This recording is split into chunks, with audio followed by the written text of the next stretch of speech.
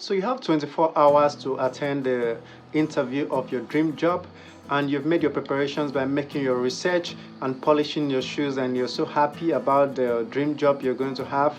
But these little things that you neglect can be one of the things that will make you to miss the interview. So today we're going to be telling you about 5 things that you must do a night before your interview. 5 things you must do a night before that your great interview of your dream jobs. One of them is print out multiple copies of your CV. I tell candidates that when you're going for an interview, don't expect that the interviewer will be with his laptop to be watching your CV that you submitted online or must have printed your CV.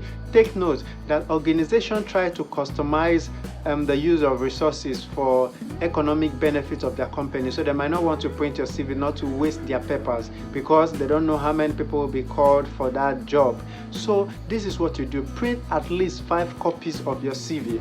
Those copies of your CV are meant to be shared among the recruiter. That is if they require it, but even though they don't require it, you print at least 5 copies of your CV. One is meant for your direct interviewer, one is meant for you, and the other 4 that is left, or the other 3 that is left, is meant for other people maybe in the panel. You remember when I talk about the format of interview, you don't know the format they will be using on you. So when you have those copies of your CV, you can be shared along so they can review it while they are talking to you directly, rather than asking you questions that are not on your CV. So print at least 5 copies of your CV when you are going for an interview.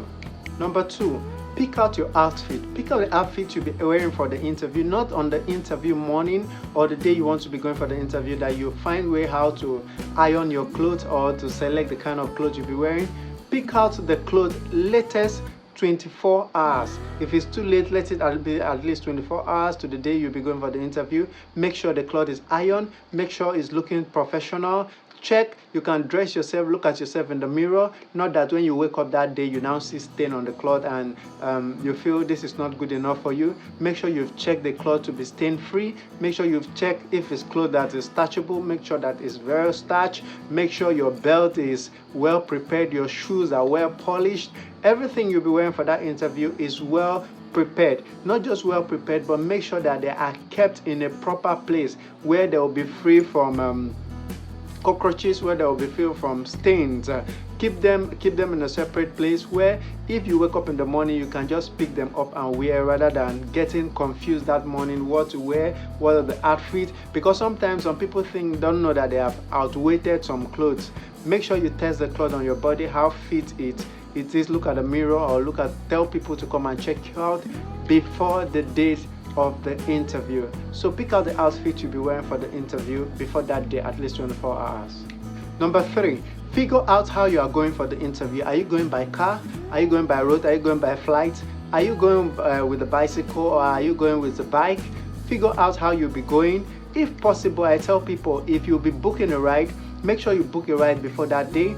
If you are booking a bike, make sure you already have at least 2 bike men that are ready. In case one disappoints you, you will not be disappointed. Make sure you get your bike man or your cabman already ready for that day, so that you don't get confused. How do you get there? What route are you going to pass? You can even check the weather forecast of that day you'll be going. Is it going to be raining? What time or estimated time the rain will be falling, so that you are already prepared how you'll be going, if you are going early or you are going some minutes to the interview. No matter how close, I tell people, no matter how close the interview venue is, make sure you figure out how you'll be going for your interview, so that you don't get confused, because some days can be distressing. Some things can make people to miss their interview, and I don't want that to happen to you.